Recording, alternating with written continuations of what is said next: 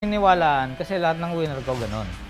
Doon yung mga winner. Na huwag tayong matakot na mag-experiment ng new ways para maka-achieve tayo ng better results sa future or sa upcoming races.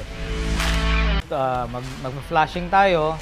Sa akin po, 3 weeks before ang flashing ko, bago mag-pairing pa lang. So talagang sinisigurado natin ng ibon, malinis, walang sakit, walang nararamdamang masama, at in very good condition bago pa lang mag-pairing. Kasi siyempre, dyan sa mating process ng mga ibon, dapat talaga in good health yung kalapate. Parang mga tao din yan. Hindi magiging matibay yung kanilang reproduction kung yung parehong magulang may sakit. So, sinisigurado natin na pag nag-pairing, pareho silang in very good condition. Mukha na silang pwede karera.